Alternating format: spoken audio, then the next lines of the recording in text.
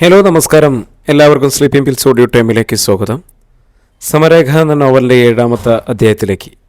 സാറന്നു നിന്നേ, തുളസി പറഞ്ഞു. George Joseph തിരിഞ്ഞു നോക്കി, നെറ്റി വിളിച്ചു. അയാളുടെ മുഖത്തേക്കൊന്ന് തുറച്ചു നോക്കിയിട്ട് തുളസി അയാൾക്കരികിലേക്ക് ചെന്നു, ഒട്ടും കൂസാതെ. അധ്യായം 12. കാറിൽ കയറാതെ നിൽക്കുകയാണ് ജോർജ് ജോസഫ്. തുളസി നിൽക്കാൻ പറഞ്ഞത് അയാൾക്കൊട്ടും ഇഷ്ടപ്പെട്ടിട്ടില്ലെന്ന് മുഖഭാവം കണ്ടാലറിയാം. കൂസാതെയുള്ള തുളസിയുടെ നടപ്പ് അയാൾക്ക് ഇഷ്ടപ്പെട്ടില്ല. തനിക്ക് മുമ്പിൽ തെല്ല് ഓച്ചാനിച്ച് തലചൊറിഞ്ഞ് നിൽക്കുന്നവരോടാണ് ജോർജ് ജോസഫിന് പ്രിയം. സാറിനറിയേണ്ടത് തേക്കിൻ്റെ വിലയല്ലേ? ക്യൂബിക്കടിക്ക് പറയാം. തുളസി തെല്ലൊരു മന്ദഹാസത്തോടെ തുറന്നു. ക്യൂബിക്ക് ഫീറ്റിന് 1800 രൂപ. സാറിന് ആ വില അറിയണമെങ്കിൽ ബുക്ക് നോക്കണം. ഞങ്ങൾ ആശാരിമാർക്കാകുമ്പോൾ അത് നാവിൻ്റെ തുമ്പിലുണ്ട്. അറുത്ത ഉരുപ്പടിയുടെ വിലയാണ് ഞാൻ പറഞ്ഞത്. മില്ലിങ് കിടക്കുന്ന ഉരുളൻ തടിക്കാണെങ്കിൽ ഇഞ്ചിന് 15 രൂപ. എന്താ സാറേ, ശരിയല്ലേ? ജോർജ് ജോസഫിന് നെറ്റി കൂടുതൽ ചുളിഞ്ഞു. എങ്കിലും ആ ഇറുകിയ കണ്ണുകൾക്കുള്ളിൽ നേരിയ തെളിച്ചം തുളസി കണ്ടു. തേക്കിൻ്റെ മാത്രമല്ല, സാർ ഉപയോഗിക്കുന്ന ഓരോ ഇഞ്ച് തടിയുടെയും വില അറിഞ്ഞു തന്നെയാണ് ആശാരി ഉളിവെക്കുന്നത്. പിന്നെ ഞാനൊരു പെണ്ണായി എന്നതല്ലേ സാറേ കുറ്റം? ഉറച്ച സ്വരമായിരുന്നു. എങ്കിലും തുളസിയുടെ ശബ്ദത്തിലെ ഉള്ളിലെ വികാരം അത്രയും നെളിച്ചിരുന്നു. തേക്കിൻ്റെ തടിക്ക് 1800 രൂപയുള്ളൂ വില. ക്യൂബിക്കടിക്ക് ഒരു മനുഷ്യൻ്റെ ശരീരം ക്യൂബിക്കടിക്ക് എത്ര രൂപയാണ് സാർ വില? പറയാമോ? ജോർജ് ജോസഫിൻ്റെ കണ്ണുകൾ കുറുകി. സാറിന് പറയാനാവില്ല. വിലമതിക്കാനാവാത്താണ് മനുഷ്യ ശരീരം, സാറിൻ്റെത് ഉൾപ്പെടെ. സാറിൻ്റെ വൈഫ് ഒരു ലേഡി ഡോക്ടറല്ലേ? മനുഷ്യ ശരീരത്തിൽ കത്തിവെക്കുന്ന ഡോക്ടർ? സങ്കടത്തോടെ ചോദിച്ചു. ഒരു പെണ്ണായതുകൊണ്ടും മാത്രം സാറിൻ്റെ വൈഫ് മനുഷ്യ ശരീരം കത്തികൊണ്ട് കുത്തിക്കീറി ഉപയോഗശൂന്യമാക്കുമോ സാർ? ജോർജ് ജോസഫ് കാറിൻ്റെ ഡോർ തുറന്നു. ഡോക്ടർമാർ ആണായാലും പെണ്ണായാലും മനുഷ്യ ശരീരം എത്ര സൂക്ഷ്മതയോടെന്ന് നോക്കുന്നു, കത്തിവെക്കുന്നു. അതേ സൂക്ഷ്മതയോടെയാണ് ആശാരിമാർ തടിയിൽ ഉളികുത്തുന്നതും. അത് പെണ്ണായാലും ആണായാലും. ആണെത്തി നിൽക്കുന്ന എല്ലാ മേഖലകളിലും ഇന്ന് പെണ്ണുണ്ട്. സാറിൻ്റെ ഒപ്പം ബാറിൽ ക്രിമിനൽ കേസ് വാദിക്കുന്ന ലേഡി അഡ്വക്കേറ്റ്സില്ലേ? ഭരണചക്രം തിരിക്കാനും വിമാനം പറപ്പിക്കാനും പെണ്ണില്ലേ? പിന്നെ ആശാരിമാർക്കിടയിൽ സാർ ആദ്യമായിട്ടാവും ഒരു പെണ്ണിനെ കാണുന്നത്. സാറിന് ശകാരിക്കാം, എന്നെ ഇറക്കിവിടാം. അതിനും വേണം സാർ ഒരു മാന്യതയും മര്യാദ. ഇത്രയും പറയാതെ ഞാൻ പോയാൽ അതെനിക്ക് പെണ്ണുങ്ങൾക്ക് നാണക്കേടാ, അപമാന. അതുകൊണ്ട് പറഞ്ഞതേ ഉള്ളൂ. ഞാൻ പോവുകയെ സാറേ. ഞാൻ കാരണം ഇവിടെ പണിയില്ലാതാകണ്ടെന്നാണ് പറഞ്ഞത്. അധികമായി പോയെങ്കിൽ ക്ഷമിക്കുക. I am very sorry. Thulasi പിന്തിരിഞ്ഞു. കണ്ണുനീര് തുളുമ്പിപ്പോയിരുന്നു അവൾക്ക്. ഹേയ്, ജോർജ് ജോസഫ് പറഞ്ഞു. പണി നടക്കട്ടെ. അമ്പരപ്പോടെ തുളസി നോക്കുമ്പോൾ അദ്ദേഹത്തിൻ്റെ കാറ് നീങ്ങിക്കഴിഞ്ഞിരുന്നു. ശിവാനന്ദൻ തുളസിക്കരികിലേക്ക് ഓടി വന്നു. കലക്കടി കൊച്ചേ, ഇങ്ങനെ വേണം. അയാളുടെ മുഖത്ത് നോക്കി 4 വാക്ക് പറഞ്ഞാലോ എന്ന് കരുതുമായിരുന്നു ഞാൻ. ഏതായാലും അയാളുടെ ഗർവിൻ്റെ അടപ്പ് തെറിച്ചല്ലോ. നന്നായി കൊച്ചേ. ദാമോദരൻ ചിറ്റപ്പനും സന്തോഷമായി. 5-8 മാസം പണിയുണ്ട്, ചിലപ്പോൾ അതിലും കൂടും. ആ പണി നഷ്ടമായല്ലോ എന്ന് വിചാരിക്കുകയായിരുന്നു ദാമോദരൻ ചിറ്റപ്പൻ. അയാൾ ഇത്തിരി തണ്ടനാണ്. എന്നോടത്ര എടുക്കാറില്ല താത്ത. ഞാൻ പണിതാ മതി എന്ന് നിർബന്ധിച്ച് പണിതുമാണ്. എന്നിട്ട് കണ്ടില്ലേ വന്നു എന്നുള്ള ആ ചീറ്റിൽ. 10 പൈസ പോകുന്നിടത്ത് ചാകും. ഭാര്യയും ഭർത്താവും കൂടി കാശ് വാരിക്കൂട്ടുക. എന്നാലും പിച്ചക്കണക്ക് പറയും. തുളസി പണിതാലും തടി നഷ്ടമാകുമെന്ന് പേടിച്ചായിരുന്ന തുള്ളൽ. ഇപ്പോഴേതായാലും ആ പേടി അങ്ങ് പോയി. ചുറ്റപ്പൻ ഉറക്കെ ചിരിച്ചു. തുളസീനിത്തിരി തടി കുത്തിമറിച്ച് കളഞ്ഞാലും ആളൊന്നും മിണ്ടുകാലത്തെ പരുവായി. അത് പറഞ്ഞാൽ മതി. തങ്കപ്പനും പറഞ്ഞു. രാജനും അത് ശരിവെച്ചു. എല്ലാവരും ചിരിച്ചു. വീണ്ടും പണിത്തടിമേൽ അവർ ഇരുന്നു. തുളസി ആണുങ്ങളിരിക്കുന്നിടത്തു നിന്നും തെല്ല് നീങ്ങി ഒതുങ്ങിയാണ് തുളസിക്ക് തൻ്റെ പണിത്തടമിട്ടത്. ചുരിദാർ ഇട്ടതുകൊണ്ട് ഇരിക്കാനും പണിയാനും സൗകര്യമായി. തുളസി ദീർഘമായിട്ടൊന്നും നിശ്വസിച്ചു. തൽക്കാലം രക്ഷപ്പെട്ടു. ഇവിടെ പരാജയപ്പെട്ടാൽ തൻ്റെ ദുരന്തം 2 വഴിക്കാണ്. ഇനി ആരും തന്നെ പണിക്കായിട്ട് വിളിക്കില്ല.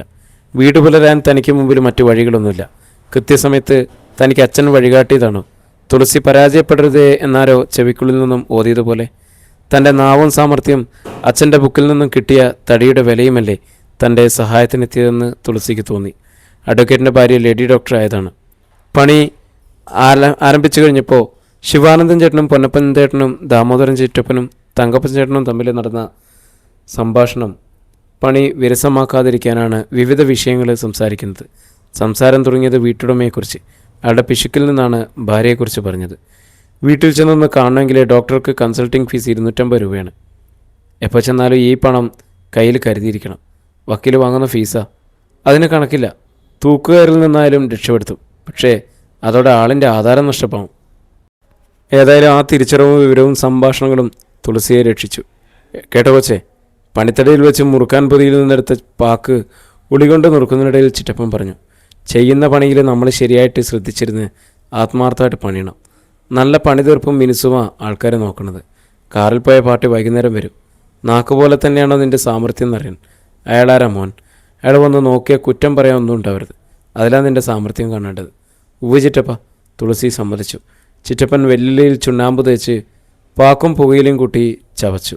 അത് കണ്ടപ്പോൾ ശിവാനന്ദനും തൻ്റെ മുറുക്കാൻ പൊതിയഴിച്ചു. ഒന്ന് മുറുക്കാൻ ഇങ്ങോട്ടെന്താ ചേട്ടാ? പൊന്നപ്പൻ ഉളി വെച്ച് നിവർന്നിരുന്ന് കൈനീട്ടി. ശിവാനന്ദൻ തൻ്റെ മുറുക്കാൻ പൊതി നീക്കി വെച്ചു. തങ്കച്ചന് വേണ്ടടാ? ശിവാനന്ദൻ ചോദിച്ചു. ആ മുറുക്ക് നിർത്തിയതാ ശിവാനന്ദൻ. ചേട്ടാ അതെന്താടാ? അവനൊരു പെണ്ണ് കാണാൻ പോയി. പെണ്ണിന് ബാക്കിയൊക്കെ ഇഷ്ടമായി, ഇവൻ്റെ പല്ലിഷ്ടമായില്ല. പൊന്നപ്പൻ ഉറക്കെ ചിരിച്ചു. പല്ല് ചുവന്നല്ല ഇരിക്കുന്നത്. പണിക്കാരെ ആശാരിപ്പിള്ളേരുടെ പല്ല് പിന്നെ ചുവന്നല്ലാണ്ട് വെളുത്തിരിക്കോ? ശിവാനന്ദനും ചിരിച്ചു. എന്നുവെച്ചാൽ പെണ്ണുങ്ങൾ സമ്മതിക്കും കേട്ടാ, അവർ സ്വപ്നം കാണുന്ന പല്ല് വെളുത്തിട്ടാന്ന് പൊന്നപ്പൻ പറഞ്ഞു. അതോടെ തങ്കച്ചന് മുറുക്കാൻ അലർച്ചയായി. ഇപ്പോൾ ദിവസം 4 തവണ പല്ല് തേക്കും. എഴുന്നേറ്റാലുടൻ ചുമ്മാതെ വിരലിട്ടൊന്ന് ഉമിക്കരിയിട്ടെന്ന്, പിന്നെ മാവിലിട്ടൊന്ന് ഒടുവിൽ പേസ്റ്റിട്ട്. ഈ TV പരസ്യത്തിൽ കാണുന്നില്ലേ, പല്ല് വെളുത്തവൻ ചിരിച്ചാലുടൻ അവൻ്റെ ബൈക്കുമേ കയറി കെട്ടിപ്പിടിച്ചിരുന്നു പോകുന്ന പെണ്ണുങ്ങൾ. പേസ്റ്റിൻ്റെ പരസ്യം അതായിപ്പോൾ ഇവൻ്റെ പ്രതീക്ഷ. അത് കാരണം പെൺപിള്ളേർ കണ്ടാലുടൻ ബൈക്ക് നിർത്തി ഇവൻ ചിരിച്ചു കാണിക്കും. ചിറ്റപ്പൻ പറഞ്ഞു. ഉവ്വ, എന്നാൽ പിന്നെ പല്ല് ശേഷിക്കാൻ വഴിയില്ല. ശിവാനന്ദനും ചിരിച്ചു. തുളസി ഊറിയ ചിരിയോടെ തൻ്റെ പണി തുടർന്നു. പണിക്കിടയിൽ മുറുക്കാൻ ചവച്ചിടയ്ക്കിടെ തുപ്പിക്കൊണ്ട് മറ്റുള്ളവരും പണി തുടർന്നു. രാജൻ മുറുക്കാൻ പോയില്ല, സംസാരിക്കാനും പോയില്ല. കിട്ടിയ തടിയുമായി മല്ലടിക്കുകയാണ്. ആ മല്ലപ്പണി ചിറ്റപ്പൻ ശ്രദ്ധിച്ചു. നിൻ്റെ മാനന്താടാ ശിവാനന്ദ ഇങ്ങനെ? ആ പെങ്കച്ചിൻ്റെ അത്രയും പോലെ വശമില്ലല്ലോടെ ഇവനിപ്പോഴും. രാജന് ഈർഷ്യായി. അത് കേട്ടപ്പോൾ പണി അറിയില്ലവന്, ചെയ്യാനും പഠിക്കാനും മടിയാണ്. എന്നാലും തന്നെ ആരും കുറ്റം പറയുന്നത് അവൻ അത്ര ഇഷ്ടമുള്ള കാര്യമില്ല താനും. അതെൻ്റെ ചിറ്റപ്പ, അവൻ നല്ലോണം പഠിച്ച് കളക്ടർ ഉദ്യോഗം കിട്ടാൻ പോയതാ. അവിടെ നിന്നല്ല ഞാനീ പിടിച്ച് പണിത്തടിയിലിരുത്തിയത്. അവന് ഇഷ്ടക്കേട് വരാണ്ടിരിക്കോ? ശിവാനന്ദൻ പരിഹാസത്തോടെ പറഞ്ഞു. രാജൻ്റെ മുഖം വീർത്തു. ഞാനേ ഈ തടിയത്തല് കഷ്ടപ്പെടുക, ഊരും തരവും പിടിക്കുന്നൊന്നുമില്ല. എന്നാലും ഒരാന്തര്യം ഉണ്ടായി, പഠിച്ചാൽ വല്ല ജോലിയും പണിയും കിട്ടിയാലോ, അവനെങ്കിലും രക്ഷപ്പെടുമല്ലോ എന്ന് ഞാൻ കരുതി. പക്ഷേ എവിടെ, ഉഴപ്പിക്കളഞ്ഞില്ലേ. ആഹാ, ചിറ്റപ്പൻ ചെവിപ്പുറകിൽ വെച്ചിരുന്ന പെൻസിലെടുത്ത് കട്ടളക്കിൽ വരയ്ക്കുന്നതിനിടയിൽ പറഞ്ഞു. ചില ആശാരിക്കുഞ്ഞുങ്ങൾ അങ്ങനെ ശിവാനന്ദ, പഠിക്കാൻ നമ്മളെ വിടും, പോക്കൃത്തരം കാണിച്ചങ്ങനെ നടക്കുക ഒറ്റകൾ. നശിപ്പിക്കാനുണ്ടായത് നിങ്ങൾ. 10ാം ക്ലാസ് ജയിച്ച് കഷ്ടിച്ച് ഒരു പ്രകാരത്തിൽ പീഡിഗ്രിക്ക് ഞാൻ വിട്ടു. ക്ലാസ്സിൽ കയറുന്നതിന് പോലെ അവൻ സിനിമാ തിയേറ്ററിൽ നിന്ന് ഇറങ്ങി. മോഹൻലാൽ ഫാനാണത്രേ. പോരെ? ശിവാനന്ദൻ കലിപ്പോടെ തുടർന്നു. ശംഭോ മഹാദേവെന്നും മോനെ ദിനാശ എന്നും സവാരി ഗിരിഗിരി എന്നൊക്കെ പഠിച്ചിട്ടുണ്ട്. അതുകൊണ്ട് എന്തുവാടാ ഗുണം? അത് 3ഉം പഠിച്ച് പാസ്സായപ്പോഴല്ലേ ഈ പണി കിട്ടിയത്, തടിയെത്തല്ലാൻ. ശിവാനന്ദൻ കൂടുതൽ ഘോഷിയോടെ പരിഹസിച്ചു. രാജന് അരിശം വന്നിട്ട് കൊട്ടുപൊടി കൊണ്ട് ആഞ്ഞടിച്ചു. എടാ ചെറുക്ക, ചിറ്റപ്പൻ ഉറക്കെ വിളിച്ചു. നീ ഇത് തല്ലിക്കീറാതെ, വക്കീൽ വൈകുന്നേരം വരും. തുളസിക്ക് പകരം ചെവിക്ക് പിടിച്ച് പുറത്തേക്ക് തള്ളുന്ന നിന്നെയായിരിക്കും അയാൾ. ആഹാ, അവനിതിൽ പറയും വേറെ എന്ത് സന്തോഷമായിരിക്കുന്നു. തള്ളയെ പേടിച്ചിട്ടാണ് വരുന്നത്. എന്നെ പേടിച്ചേട്ടാ ഇവിടെ ഇങ്ങനെ ഇരിക്കുന്നത്, ശിവാനന്ദൻ പറഞ്ഞു.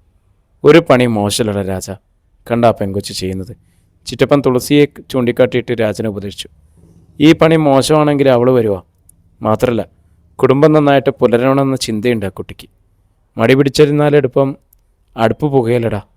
അങ്ങനെയുള്ളവനെ അവൻ്റെ കുടുംബം ഒരിക്കലും രക്ഷപ്പെടുകയില്ല. ഇപ്പം പഠിച്ചാൽ ഭാവിയിൽ നീ നല്ലൊരു പണിക്കാരനാവും. ഇപ്പം മടി പിടിച്ചാൽ ഒരിക്കലും പിന്നെ നന്നാകുകയില്ല. കതിരെ കൊണ്ടുപോയി വളവിട്ടിട്ട് എന്തുവാ പ്രയോജനം? അവൻ ഇവിടെ ഇരുന്ന് പണിയേട്ട ചിറ്റപ്പ, തങ്കപ്പച്ചൻ പറഞ്ഞു. നിങ്ങളെല്ലാവരും കൂടി അവനെ ഇങ്ങനെ പറഞ്ഞ് ഉപദ്രവിക്കാതെ.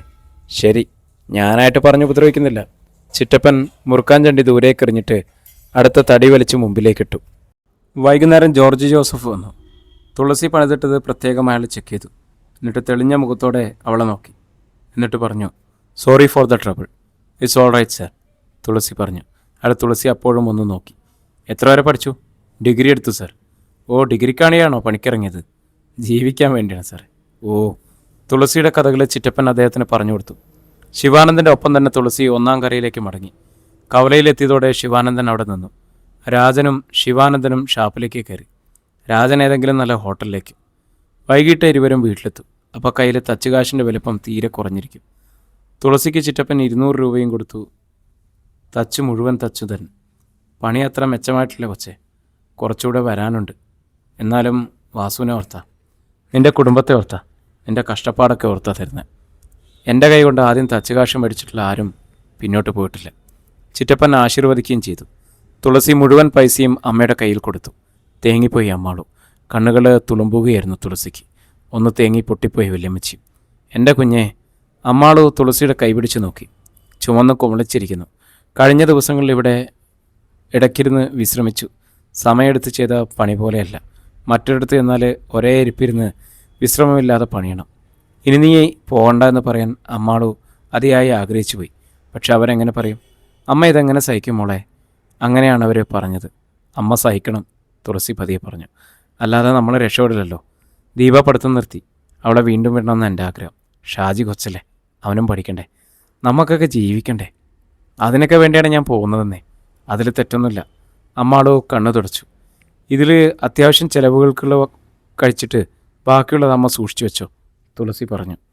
നീ ഉളിയും സഞ്ജയുമായിട്ട് ചെന്നപ്പോൾ മറ്റു പണിക്കാർ സമ്മതിച്ചോടി. ഭാർഗവി വല്യമ്മച്ചി അതാണ് അറിയേണ്ടത്. ആദ്യം ദാമോദരൻ ചിറ്റപ്പനെയും പിന്നെ വക്കീൽ ജോർജ് ജോസഫിനെയും ഒടിച്ചു മടക്കിയ ചരിത്രം തുളസി വിശദീകരിച്ചു. വല്യമ്മച്ചിക്ക് തൃപ്തിയായി. അങ്ങനെ വേണം പെൺപിള്ളേർ. വല്യമ്മച്ചി കൊച്ചുമകളെ അഭിനന്ദിച്ചു. വിട്ടുകൊടുക്കരുത് നമ്മൾ. തൻ്റെ മകളുടെ സാമർഥ്യത്തിൽ അമ്മാടവും അഭിമാനിച്ചു. പിറ്റേന്ന് രാവിലെ തുളസി കുളി കഴിഞ്ഞു വന്ന് ചുരിദാർ ധരിക്കുമ്പോഴാണ് ദീപ ഒരു വാഴച്ചുണ്ടരിഞ്ഞിരിക്കുകയാണ്. പെണ്ണെ അതിങ്ങ് പെട്ടെന്ന് അരിഞ്ഞെടുക്കടി, അമ്മാടു ദീപയെ ശാസിച്ചു. അതോടെ ചീനച്ചട്ടിയിലിട്ട് ഒന്നലുത്തട്ടെ, പെണ്ണിന് ചോറ് പൊതികെട്ടതാ. ദീപ ധൃതിയിൽ അരിയാൻ തുടങ്ങി. നിനക്ക് മുടങ്ങിയ പഠിത്തം വീണ്ടും തുടങ്ങിക്കൂടെ ദീപേ? തുളസി ചോദിച്ചു. ഓ എന്തിനെ? ദീപ ഉദാസീനമായിട്ട് പറഞ്ഞു. പഠിത്തം ആരാണെന്ന് മുടക്കി കൊടുക്കുന്നതെന്ന് നോക്കിയാ അവളിരുന്നത്. അച്ഛൻ ഹോസ്പിറ്റലായപ്പോഴേ അവളതങ്ങ് വേണ്ടാന്ന് വെച്ചു, അമ്മാൾ പറഞ്ഞു. ഇത്തിരി ശ്രമിച്ചാൽ നിനക്ക് ഡിഗ്രി കംപ്ലീറ്റ് ചെയ്യാൻ ദീപേ. ഓ അതിനൊക്കെ പോകാൻ വണ്ടിക്കൂലിയും ബുക്കിന് കാശുമൊക്കെ വേണ്ടേ ചേച്ചി? ഞാൻ തരാടി. എന്നിട്ടെന്തിനാ? പറഞ്ഞില്ലേ ഡിഗ്രി എടുക്കാനെന്ന്. ഓ ഡിഗ്രി എടുത്തു. എന്തിന്? ചേച്ചി ഡിഗ്രി എടുത്തല്ലേ. എന്നിട്ടിപ്പോൾ കിട്ടിയ പണി എന്തുവാ? തടിപ്പണി. തടിയെ പണിയാൻ എന്തിനാ ഡിഗ്രി? എന്താ നീയും പോരുന്നോ? ഞാനില്ല എൻ്റെ അപ്പാ. തടി പിടിക്കാനും കൊട്ടുപടിക്കടിക്കാനും. ദീപ അരിഞ്ഞ വാഴച്ചുണ്ടുമായിട്ട് അടുക്കളയിലേക്ക് കയറി. എടി പെണ്ണെ, ഇപ്പോൾ കല്യാണവേളയ്ക്ക് വരുന്ന ഒരു മിനിമം ക്വാളിഫിക്കേഷൻ പറയുന്ന ഡിഗ്രിയാണ് അല്ലേ വല്യമ്മച്ചി? കടുങ്കാപ്പിയും കുടിച്ച് തനിക്കരികിലേക്ക് വന്ന വല്യമ്മച്ചിയോട് അവൾ ചോദിച്ചു. അതെ അതെ, വല്യമ്മച്ചി ശരിവെച്ചു. ഡിഗ്രിയും പോസ്റ്റ് ഗ്രാജുവേഷനും കഴിഞ്ഞു നിൽക്കുന്ന പല ആണുങ്ങൾക്കും ഉദ്യോഗം കിട്ടിയിട്ടില്ല. ഒടുവിൽ അവരെല്ലാം കൂലത്തൊഴിൽ അഭയം പ്രാപിച്ചിരിക്കുക. അങ്ങനെയുള്ള ഒരു വിവാഹ കമ്പോളത്തിൽ വരുമ്പോൾ തീർച്ച മിനിമം യോഗ്യത ഡിഗ്രി എന്ന് പറയും. തുളസി ദീപയെ കളിയാക്കി. ഓഹ് എനിക്കിപ്പോൾ ഡിഗ്രിക്കാരനും പോസ്റ്റ് ഗ്രാജുവേഷനും ഒന്നും വേണ്ട, അല്ലാത്തവർ വന്നോളൂ. ദീപ പിറുകൊടുത്തു. അവൾക്ക് വേണ്ടെങ്കിൽ വേണ്ട പെണ്ണെ, വല്യമ്മച്ചി പറഞ്ഞു. ഉന്തി മരത്തെ കയറ്റിയാൽ കയറുമോ? തന്നെ കയറിയാലേ അത് ശരിയാവും. വല്യമ്മച്ചി മുറത്തിൽ കുറച്ച് പച്ചക്കപ്പ ഇരുന്നത് എടുത്തു വെച്ച് തൊലി കളയാൻ തുടങ്ങി. വൈകുന്നേരത്താ നീ വരുമ്പോൾ കപ്പപ്പുഴുക്കോ അയലക്കറിയോ വിഭവം പോരെ? തുളസി പുഞ്ചിരിച്ചു. ഷാജി ആറ്റിൽ ചാടി കുളിക്കുകയാണ്. സ്കൂളിൽ പോകാനുള്ള ഒരുക്കത്തിൻ്റെ ആദ്യപടി. പഠിത്തത്തിൽ അവൻ അത്ര വലിയ താല്പര്യമൊന്നുമില്ല. ആവറേജുകാരനാണ്. അവനെങ്കിലും നന്നായി പഠിച്ച് കണ്ണു തെളിഞ്ഞെങ്കിൽ. തുളസി പണിക്കിറങ്ങിയിട്ട് 2 ആഴ്ചയായി. വടക്കേടത്ത് വീട് എങ്ങനെയും പുലരുമെന്ന ആശങ്ക നീങ്ങിത്തുടങ്ങിയിരിക്കുന്നു. ദിവസം 200 രൂപ വരുമാനമുള്ള വീടാണത്. ഷാപ്പിലോ ചായക്കടയിലോ എങ്ങും പോകാതെ വണ്ടിക്കൂലി കഴിച്ച് ബാക്കി തച്ചുകാശ് വീട്ടിലെത്തുന്നുണ്ട്. അവൾ തടിപ്പണിക്ക് പോകുന്നല്ലോ എന്ന് സങ്കടം ഒഴിച്ചാൽ ബാക്കിയെല്ലാം ഒരുവിധം നേരെയായി. ഒരു വൈകുന്നേരം തുളസി വടക്കേടത്തെത്തുമ്പോൾ പുറത്തെങ്ങും ആരുമില്ല. അമ്മയും വല്യമ്മച്ചയും ഷാജിയും ദീപയും ആരുമില്ല. എവിടെ പോയി ഇവരൊക്കെ? വാതിൽ പൂട്ടിയിരിക്കണോ? തുളസി ഒന്ന് തള്ളി നോക്കി. വാതിൽ തുറന്നു നോക്കി. നടുങ്ങിപ്പോയി തുളസി. മുറിക്കുള്ളിൽ ദീപയും പ്രകാശനും പരസ്പരം പുണർന്ന്. അധ്യായം 13. അകത്തേക്ക് പാഞ്ഞു കയറിയ തുളസി ദീപയുടെ കവളത്ത് ആഞ്ഞടിച്ചു. അസത്തെ, പഠിക്കാൻ പോകാൻ പറഞ്ഞ നീ ഇതിനുള്ളിലിരുന്നുകൊണ്ട്. തുളസി വിറഞ്ഞു തുള്ളി. തുളസി ആദ്യത്തെ ഷോക്കിൽ നിന്നും രക്ഷപ്പെട്ടപ്പോൾ പ്രകാശം പതിയെ വിളിച്ചു. പ്രകാശം പുറത്തിറങ്ങ്, തുളസി വിരച്ചുണ്ടി. തുളസി എനിക്ക് പറയാനുള്ളത്, പ്രകാശം വീണ്ടും പറഞ്ഞു. എന്താണ് പറയാനുള്ളത്? അറിയാതെ സംഭവിച്ചു പോയതാണെന്നാ? ഇനി ഇങ്ങനെ സംഭവിക്കില്ലെന്നോ? തുളസി അത്യന്തം ഗൗരവത്തിൽ അവനെ നോക്കി. അല്ല പിന്നെ, സംഭവിച്ച അറിയാതെയാണ്, കരുതിക്കുട്ടി ചെയ്തല്ല. പക്ഷേ ഇനി ഇങ്ങനെ സംഭവിക്കില്ല എന്ന് ഞാൻ പറയില്ല. പ്രകാശിൻ്റെ സ്വരം അല്പം കടുത്തിരുന്നു. എന്നുവെച്ചാൽ എനിക്ക് ദീപയെ ഇഷ്ടമാണ്, കല്യാണം കഴിക്കാൻ തന്നെ. അമ്മാവും മരിക്കുന്നതിന് മുമ്പ് തന്നെ തുളസിയുടെ കാര്യം കഴിഞ്ഞിട്ട് പറയാമെന്ന് കരുതിയിരിക്കുമായിരുന്നു. എന്നെ കല്യാണം കഴിപ്പിച്ചേക്കാൻ നീ കാണിച്ച ഉത്സാഹം ഇതിനായിരുന്നല്ലേ? തുളസി ചോദിച്ചു. നീ എന്നെ തെറ്റിദ്ധരിക്കരുത് തുളസി. എനിക്ക് ഉറപ്പിച്ചതും ആലോചിച്ചതും ഒക്കെ മുടങ്ങിപ്പോയല്ലോ പ്രകാശ. ഇനി എന്ത് ചെയ്യും? തുളസി പ്രകാശനെ തറപ്പിച്ച് നോക്കി. പ്രകാശം ഭയന്ന് കുറച്ച് ദീപയെ നോക്കി. ഞാൻ വഴിമാറി തരണമെന്നാണോ? തുളസി എഴുതാപ്പുറം വായിക്കണ്ട. പിന്നെ പ്രകാശം വരാന്തയിലേക്ക് ഇറങ്ങി. തുളസി ദീപയെ നോക്കി. അവൾ ചൂളി നിൽക്കുകയാണ്. തുളസിയുടെ പ്രതികരണം ഇനി എന്താണെന്ന് ഭയന്ന് തന്നെ. അമ്മയും വല്യമ്മച്ചയൊക്കെ അറിയുമ്പോഴെടുത്ത സ്ഥിതി അവൾ കൂടുതൽ വിറച്ചു. എവിടെ അമ്മയും വല്യമ്മച്ചയൊക്കെ? ഈ സന്ധ്യയായപ്പോൾ അവരോടെ പോയി? തുളസി ക്രൂതയെ ചോദിച്ചു. വല്യമ്മച്ചി മുറ്റത്തുനിന്ന് വീണു. ഷാജി അമ്മയും കൂടി ഹോസ്പിറ്റലിലേക്ക് കൊണ്ടുപോയേക്കുക, ദീപ പതിയെ പറഞ്ഞു. ഓ, വല്യമ്മച്ചി വീണെന്നോ? തുളസി ഭയന്നുപോയി. കാലിൻ്റെ മുട്ടിൽ നിന്നും കുറച്ച് തൊലി പോയി. ഇത്തിരി ചോര വന്നു. വേറൊന്നും പറ്റിയില്ല, ദീപ പറഞ്ഞു. മരുന്ന് വെച്ച് കെട്ടാൻ പോയേക്കുക. എപ്പോൾ പോയി? അരമണിക്കൂറായി. ഇപ്പോൾ വരാറായിട്ടുണ്ട്. തുളസി ഒന്ന് അമർത്തി മൂളിക്കൊണ്ട് ദീപയെ നോക്കി. ദീപ വീണ്ടും ചൂളി. തുളസി വരാന്തയിലേക്ക് ഇറങ്ങി. പ്രകാശൻ അവിടെ നിൽക്കുന്നുണ്ട്. തുളസി വീണ്ടും ഗൗരവത്തിലായി. പ്രകാശൻ എന്തിനാണ് നിൽക്കുന്നത്? സന്ധ്യയല്ലേ? തുളസിയുടെ ചോദ്യത്തിൽ ഉൾക്കൊണ്ടിരുന്ന ഗൗരവം ശരിക്കും മനസ്സിലാക്കിയ പ്രകാശൻ അവളുടെ മുഖത്തേക്ക് നോക്കി. സന്ധ്യ കഴിഞ്ഞ് ഞാനിവിടെ വന്നിട്ടുണ്ട്, ഇരുന്നിട്ടുണ്ട്, കിടന്നിട്ടുണ്ട്. അതൊക്കെ മുമ്പല്ലേ? തുളസിയുടെ സ്വരത്തിൽ മുനയുണ്ടായി. അന്ന് അച്ഛനുണ്ടായിരുന്നു. അച്ഛൻ്റെ ഒപ്പം പണിയുകയും പണി പഠിക്കുകയും ചെയ്യണമായിരുന്നു. അന്നിവിടെ വരേണ്ടെന്ന ആവശ്യം പ്രകാശനുണ്ടായിരുന്നു. ഇന്നിപ്പോൾ അച്ഛനില്ല, വരേണ്ടതിൻ്റെ ആവശ്യമില്ല. ഞാൻ നന്ദി കിട്ടവനാണെന്നല്ലേ നീ പറയുന്നത്? പ്രകാശൻ തൂണിമേൽ ചാരി നിന്നു. തുളസി ഭിത്തിയിലും. നന്ദി ഇന്നത്തെ ലോകത്ത് വളരെ കുറച്ച് തിരിച്ചു തരും പ്രകാശ. അതുകൊണ്ട് ഞാനത് പ്രതീക്ഷിക്കുന്നില്ല. അച്ഛൻ്റെ 16 കഴിഞ്ഞിട്ട് ഇവിടുന്ന് പോയ ആരും തിരിഞ്ഞു കയറിയിട്ടില്ല. നന്ദി കാണിക്കേണ്ടതായിട്ട് വരുമെന്ന് ഭയന്നിട്ട് തന്നെ എന്നെ നീ ആ കൂട്ടത്തിൽ കൂട്ടിയല്ലേ? തുളസി മിണ്ടിയില്ല. അമ്മയുടെ സ്വഭാവം നിനക്കറിയില്ല തുളസി. പിന്നെ ഇപ്പോൾ വന്നത് എന്തെങ്ങനെയാ? പ്രകാശൻ്റെ അമ്മ എപ്പോഴും സരസ്വതി തന്നെയല്ലേ? തുളസി വീണ്ടും മുന നീട്ടി. ഞാൻ അമ്മായിയെയും തുളസിയും കാണാൻ വേണ്ടിയിട്ട് തന്നെ വന്നത്. തുളസി വരുന്ന സമയം നോക്കിയാണ് വൈകുന്നേരം എത്തിയത്. പ്രകാശം തുറന്നു. വന്നപ്പോൾ അവരാരുമില്ല. തുളസി വന്നിട്ടുമില്ല. അല്പസമയം തനിച്ച് ദീപയോട് സംസാരിക്കണമെന്ന് തോന്നി. അതിലപ്പുറം തെറ്റൊന്നും ഞാൻ ചെയ്തിട്ടില്ല, പ്രകാശം പറഞ്ഞു. തുളസി പ്രകാശനൊന്ന് ശ്രദ്ധിച്ചു നോക്കി. അമ്മാവ് മരിച്ചപ്പോൾ എനിക്ക് ഇവിടെ നിൽക്കണമെന്നും ഈ വീട് സംരക്ഷിക്കണമൊക്കെ ഉള്ള ആഗ്രഹം ഉണ്ടായിരുന്നു. പക്ഷെ ഒന്നും നടന്നിട്ടില്ല. തുളസിക്കറിയാലോ വീട്ടിലെ കാര്യങ്ങൾ. അച്ഛൻ്റെ സ്വഭാവം ഞാനിവിടെ ഇല്ലെങ്കിൽ വീട് പട്ടിണിയാവും. അതുകൊണ്ടാണ് അമ്മ എന്നെ പിടിച്ചു വലിച്ചു കൊണ്ടുപോയത്. അമ്മയെ കുറ്റപ്പെടുത്താനും പറ്റില്ല. ഞാൻ ആരെയും കുറ്റപ്പെടുത്തിയിട്ടില്ല, തുളസി പറഞ്ഞു. തുളസി പറഞ്ഞത് ഒട്ടും കൂടുതലല്ല. എങ്കിലും ഞാൻ എൻ്റെ കാര്യം പറയുകയല്ലേ. എൻ്റെ ഉള്ളിൽ പറഞ്ഞിട്ടാവാം അമ്മ എനിക്ക് എവിടെയോ ധൃതി വെച്ച് വേറെ കല്യാണമൊക്കെ ആലോചിക്കുന്നു. അതാണ് ഞാനിങ്ങോട്ട് ഓടി വന്നത്. തുളസി പ്രകാശൻ്റെ മുഖത്തേക്ക് ശ്രദ്ധയോടെ നോക്കി. എനിക്ക് ദീപയെ വേണം. വേറൊരു പെണ്ണിനെ ഞാൻ കെട്ടത്തില്ല. അതിന് സരസ്വതി സമ്മതിക്കോ? അമ്മയ്ക്ക് തുളസിയോട് ദീപയോടൊക്കെ വെറുപ്പുണ്ടെന്ന് തോന്നുന്നു. തുളസി മിണ്ടിയില്ല. ഞാൻ വീട്ടിൽ കാശ് കൊടുത്തില്ലെങ്കിൽ അമ്മയും അനിയന്മാരും പട്ടിണിയാണ്. അത് തുളസിക്കറിയാലോ. തുളസി പ്രകാശൻ്റെ മുഖത്തേക്ക് നോക്കി. അനിയന്മാരോട് ഈ ഉളികുത്താൻ പഠിച്ചാലേ വീട് രക്ഷപ്പെടും. പ്രകാശം പറയുന്നതൊക്കെ സത്യമാണ്. തുളസിക്ക് അതറിയാം. ഞാനിപ്പോൾ വന്നത് മറ്റൊരു കാര്യം പറയാണ്. പ്രകാശൻ തുളസിയെ നോക്കി. തെല്ല് സങ്കോചത്തോടെയാണെങ്കിലും പ്രകാശം പറഞ്ഞു. അമ്മ എത്ര കല്യാണം ആലോചിച്ചാലും ഞാൻ സമ്മതിക്കാൻ പോകുന്നില്ല. എന്നെ പിന്തിരിപ്പിക്കാനും പറ്റത്തില്ല. പ്രകാശം തുറന്നു. ദീപയുടെ കാര്യം പറഞ്ഞപ്പോൾ അമ്മ അപ്പോഴേ ഉടക്കി വയ്ക്കും. ദീപയോടുള്ള ഇഷ്ടക്കുറവ് കൊണ്ടൊന്നല്ല. ഞാൻ കെട്ടുന്ന പെണ്ണിൻ്റെ വീട്ടിൽ നിന്നും കൊണ്ടുവരുന്ന സ്ത്രീധന പണം കൊണ്ട് വീട് നന്നാക്കണമെന്നാണ് അമ്മയുടെ പ്ലാൻ. ഓഹോ, തുളസി ഒന്ന് ചിരിച്ചു. അച്ഛനും മകനും സാധിക്കാത്തത് വരുന്ന പെണ്ണിൻ്റെ വീട്ടിൽ നിന്നും കൊണ്ടുവരുന്നത് കൊണ്ട് സാധിക്കാനാണല്ലേ? അമ്മ എന്തൊക്കെ പറഞ്ഞാലും വീടൊക്കെ പണിതീർത്തും മുറിയൊക്കെ പണിതിട്ട് ഞാൻ വിവാഹം കഴിക്കാൻ ഉദ്ദേശിക്കുന്നുള്ളൂ. പെണ്ണിൻ്റെ പണം കൊണ്ട് വീട് പണിയാനൊന്നും ഞാൻ ആശിച്ചിട്ടില്ല. പ്രകാശം തുറന്നു. ഒരു പാർട്ടി വശം ഹൈദരാബാദിൽ കുറേ പണി കിട്ടിയിട്ടുണ്ട്. ഞാൻ അങ്ങോട്ട് പോവുക. ഇവിടെ നിന്നാൽ എവിടെ നിന്ന് സ്ഥിരം പണി കിട്ടാനാ? അവിടെ ആകുമ്പോൾ സ്ഥിരം പണിയുണ്ട്. ഓവർ ടൈം കൂടി ചെയ്താൽ ഒരു ദിവസം 500 രൂപയോളം ഒപ്പിക്കാമെന്നാണ് അയാൾ പറഞ്ഞത്.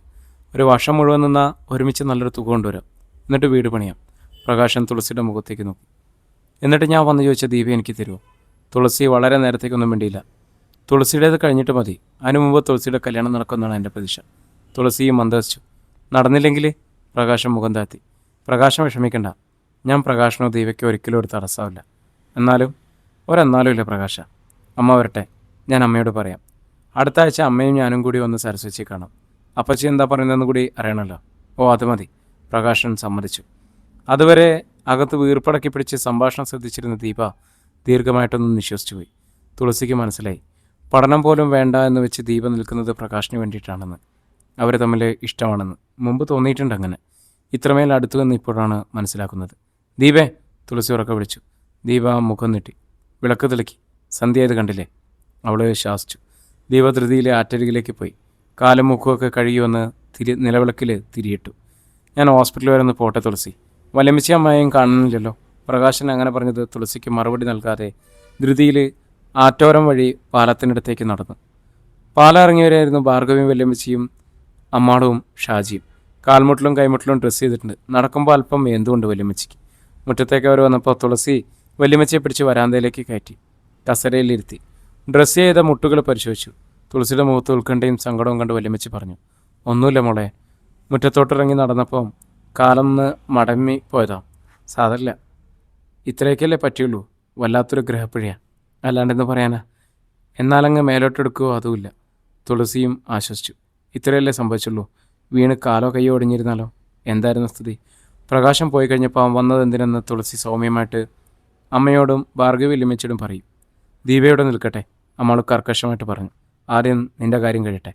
അമ്മേ, ഉടനെ നടത്താനല്ല, സരസ്വപ്പച്ചിയുടെ ബഹളം ഒന്ന് കുറയ്ക്കാനാണ്. അവൻ്റെ ആഗ്രഹം കൊണ്ടല്ല അമ്മ ഇവിടെ വന്ന് പറഞ്ഞത്. നമ്മൾ കണ്ണടച്ചാൽ പിന്നെ ആരാ അവനൊരു സഹായം?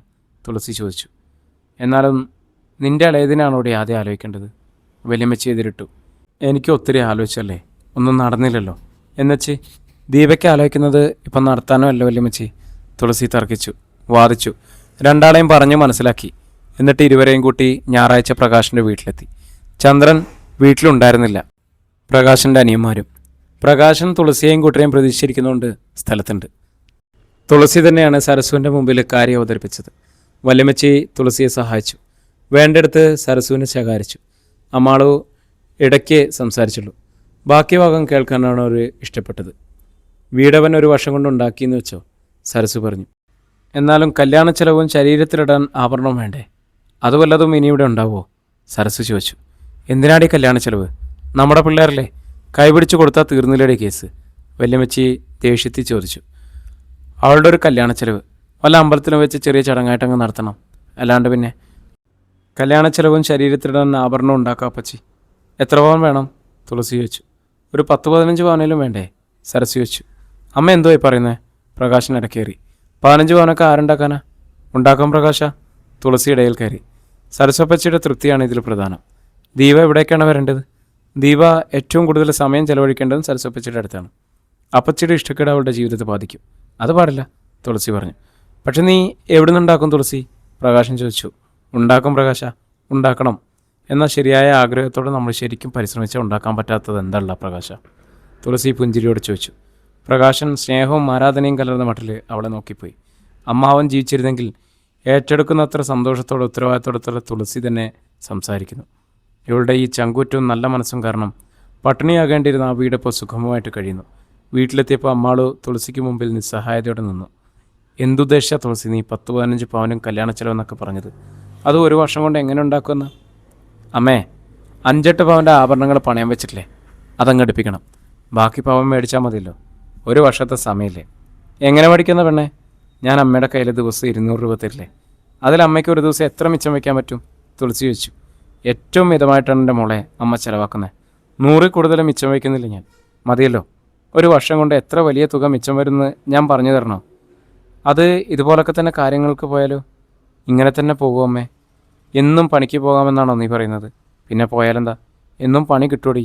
പിന്നെന്താ, ഇപ്പോൾ പണിയുന്നിടത്ത് തന്നെ ഒരു വർഷത്തെ പണിയുണ്ട്. വലിയ വീടാമ്മേ, അത് തീരുമ്പോൾ വേറൊരു പണിസ്ഥലം കിട്ടുമമ്മേ.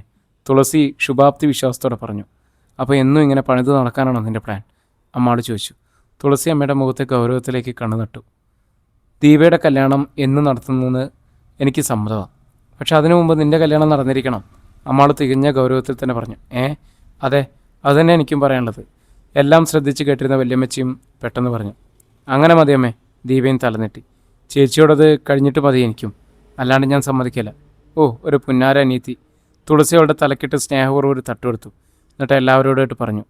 ദീപയ്ക്ക് മുമ്പേ എൻ്റെ കഴുത്തിൽ താലി കയറാൻ ദൈവം വിധിച്ചിട്ടുണ്ടെങ്കിൽ അങ്ങനെ തന്നെ നടക്കും. അമ്മാളു കണ്ണു തുടച്ച് ദീർഘമായിട്ട് നിശ്വസിച്ചു. അടുത്ത ദിവസം വൈകുന്നേരം പണി തീർന്ന് തുളസി പോകാനൊരുങ്ങി. വക്കീൽ വന്നിട്ടില്ല. കൂലി വാങ്ങാതെ പോകാനാവില്ല. തുളസി പൊയ്ക്കോ, ശിവാനന്ദൻ പറഞ്ഞു. സന്ധ്യയ്ക്ക് മുമ്പ് വീട്ടിലെത്തിക്കാം. ഞാൻ വരുന്ന വഴിക്ക് കാശ് വീട്ടിലെത്തിച്ചേക്കാം, ശിവാനന്ദൻ പറഞ്ഞു. തുളസി സമ്മതിച്ചു. ബസ് സ്റ്റോപ്പ് 2 ഫർലോങ് അപ്പുറത്താണ്. തുളസി അങ്ങോട്ട് നടന്നു. ബസ് സ്റ്റോപ്പിലെത്തിയില്ല. അതിനു മുമ്പേ തുളസി കണ്ടു. എതിരെ വരുന്നു അപ്പു. അമ്പരന്നുപോയി തുളസു. അപ്പു ഇവിടെ? അവൾ ചോദിച്ചു. ഞാൻ വീട്ടിലേക്ക് വരികയായിരുന്നു, അപ്പു പറഞ്ഞു. പക്ഷെ ബസ്സിലിരിക്കുമ്പോൾ തികച്ചും യാദൃശ്ചികമായിട്ട് ഞാൻ കണ്ടു തുളസി നടന്നു പോകുന്നതേ. ഞാൻ ഈ സ്റ്റോപ്പിൽ തുളസിയെ കണ്ടുകൊണ്ട് ഇറങ്ങിയതാണ്.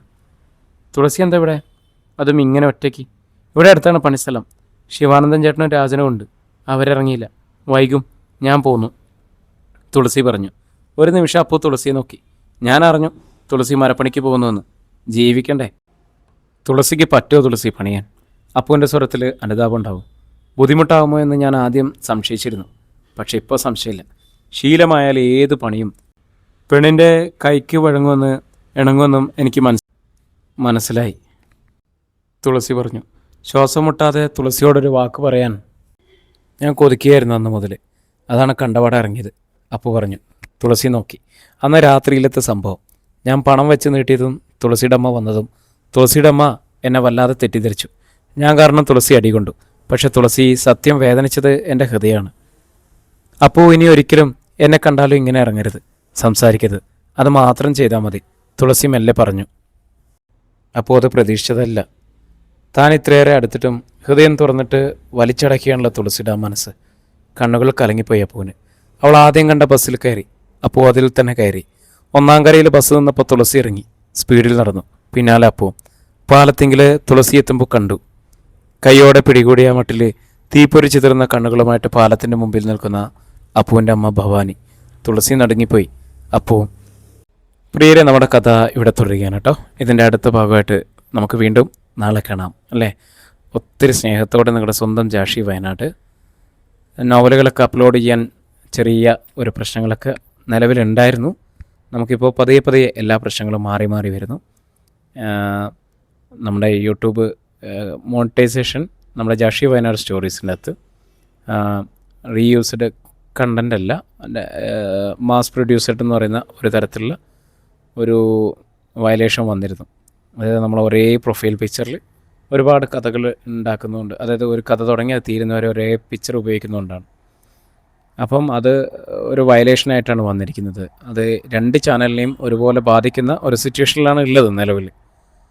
അതുകൊണ്ട് തന്നെ ഏകദേശം 1400 കഥകൾ ജാഷി വയനാട് സ്റ്റോറീസിൽ മാത്രം നമ്മൾ അപ്ലോഡ് ചെയ്തിട്ടുണ്ട്.